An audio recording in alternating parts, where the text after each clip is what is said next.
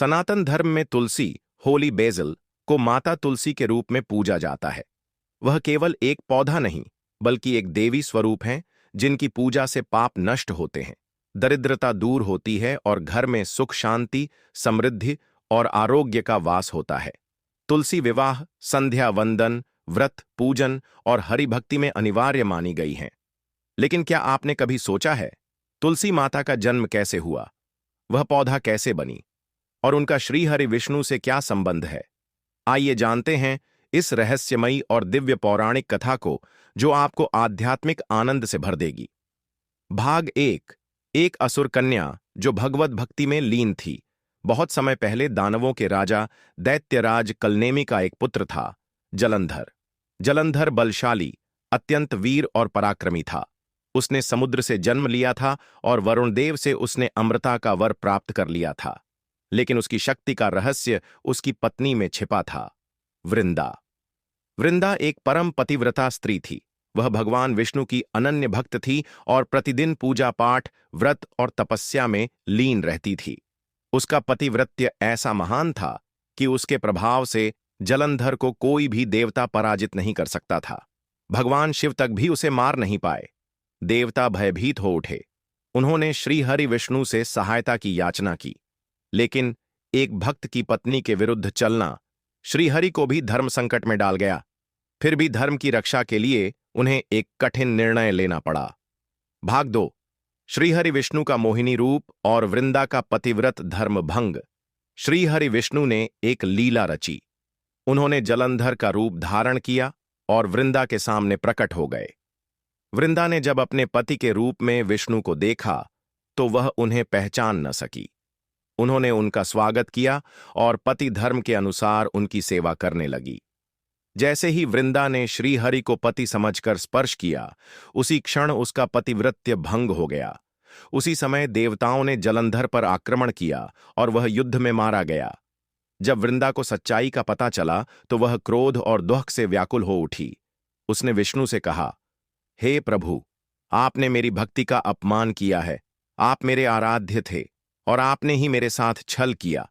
अब मैं आपको शाप देती हूं कि आप पत्थर के हो जाएं। वृंदा का यह शाप तुरंत फलित हुआ और भगवान विष्णु शालिग्राम रूप में पत्थर बन गए। भाग 3। वृंदा का त्याग और पुनर्जन्म। तुलसी रूप में वृंदा अपने पति जलंधर की मृत्यु से पहले ही व्यथित थी। ऊपर से जब उसे अपने पतिव्रत धर्म के टूटने का दुहक मिला तो वह अत्यंत आहत हुई। उसने अग्नि में प्रवेश कर प्राण त्याग दिए। लेकिन भगवान विष्णु को भी अपने इस कार्य का पश्चाताप हुआ। वह बोले, हे वृंदा, तुम केवल एक पतिव्रता नहीं, मेरी परम भक्त भी हो। तुम्हारा त्याग और धर्मनिष्ठा अतुलनीय है। मैं तुम्हें वरदान देता हूं कि तुम धरती पर तुलसी नामक पौधे के रूप में जन्म लो और मेरी पूजा तुम्हारे बिना पूर्ण न मानी जाए। इस प्रकार वृंदा पुनः तुलसी के रूप में प्रकट हुई, एक दिव्य पौधे के रूप में, जो कल्याणकारी, औषधीय और आध्यात्मिक रूप से पूज्य मानी गईं। भाग 4। तुलसी विवाह और शालिग्राम की महिमा। भगवान विष्णु ने तुलसी से वादा किया कि एक दिन वह उनसे विवाह करेंगे। यही कारण है कि कार्तिक शुक्ल एकादशी से लेकर द्वादशी तक तुलसी विवाह का आयोजन किया जाता है, जिसमें तुलसी माता का विवाह श्रीहरि के शालिग्राम रूप से करवाया जाता है।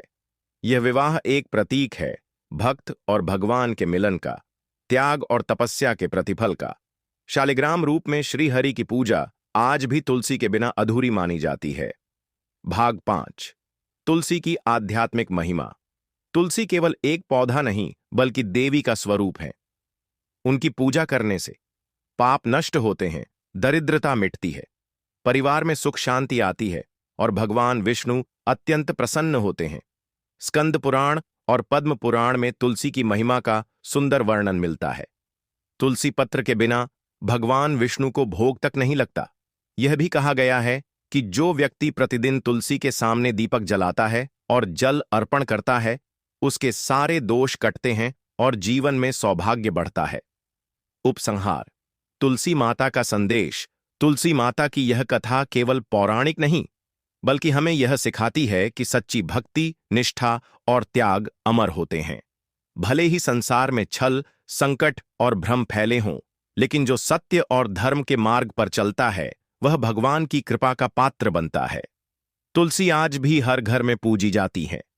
आंगन में तुलसी का पौधा केवल वातावरण को शुद्ध नहीं करता, बल्कि हमें भी आंतरिक रूप से शुद्ध करता है। जय तुलसी माता की। हरि ओम तत्सत।